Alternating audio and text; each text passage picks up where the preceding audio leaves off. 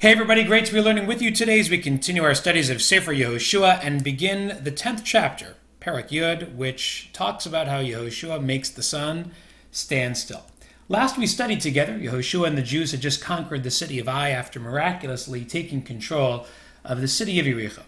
And this made the Givonim, one of the Chivi nations living in Israel, one of the nations that was supposed to be conquered by Yehoshua, quite nervous. But instead of fighting Yehoshua, they trick him into signing a peace treaty by pretending to be a nation from a faraway land, not one of the nations that is subject to the conquest. Well, once Yehoshua discovers who they really are, it's too late, and Yehoshua punishes the Givonim by making them the water carriers and wood choppers in the nation. But as the 10th chapter begins, we're not quite done with the Givonim. As you can see on the map, the Givonim are part of a region that is located just to the south of where the Jews are currently camped at Gilgal. The kings of these 5 cities located nearby are pretty upset that the Givonim just struck a peace deal with Yehoshua, and they threaten to attack the Givonim as a consequence.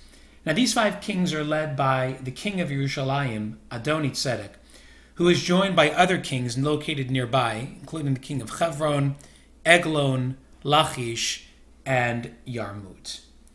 Well, the Givonim see they're about to be attacked and send messengers to Yehoshua in desperation, asking for help. Now, despite all of the Givonim's trickery, Yehoshua still felt he had to honor the treaty that he made with them, so he mobilized the nation to join the Givonim in the battle against these 5 kings from the southern region. The fighting mainly took place in 2 cities, Azekah and Makeda, which you can see on your screen, and we're going to learn about these cities more in just a moment. Now, even though the Jews were planning on fighting without any special assistance from God, this battle did have its share of miracles. A giant hail smashed the 5 kings during the battle, causing even more men to die from the hail than at the hands of Yehoshua's army, which is pretty incredible when you think about it. But the biggest miracle was yet to come. You see, the battle between the Jews and these 5 kings from the southern region took place on Friday afternoon, and as the battle dragged on and stretched into the late afternoon, Yehoshua was worried that the sun would set and eventually it would be Shabbat. And he didn't want the army fighting on Shabbat, so he performed one of the greatest miracles ever caused by man. He stopped the sun in its place to prevent it from setting any further. Yehoshua literally made time stand still.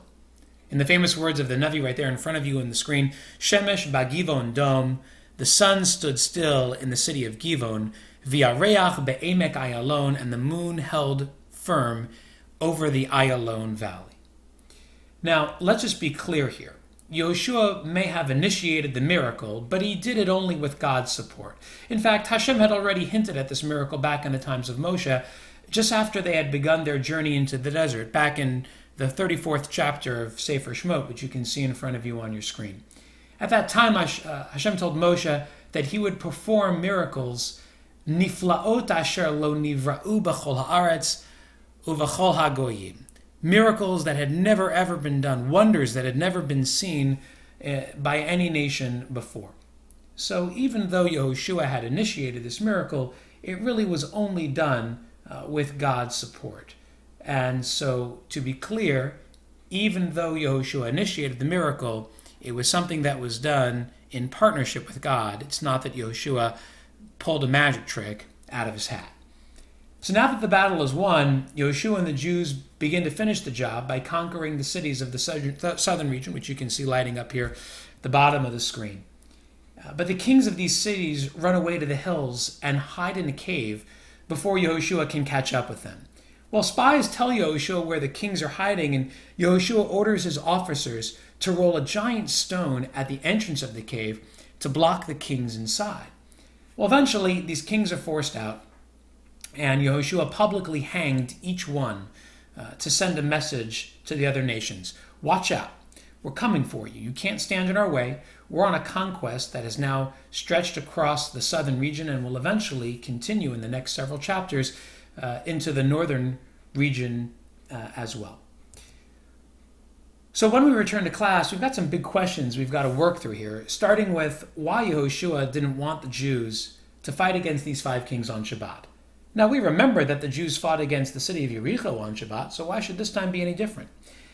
Next, we'll look more closely at Yehoshua's miracle. what gave him the right to perform a miracle without first consulting with God?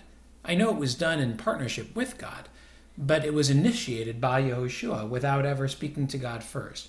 And finally, we'll explore why Yehoshua decided to come to the aid of the Givonim. It's one thing to honor a treaty, but it's quite another thing to wage war over it. These are some of the questions that we're going to explore when we come together in class.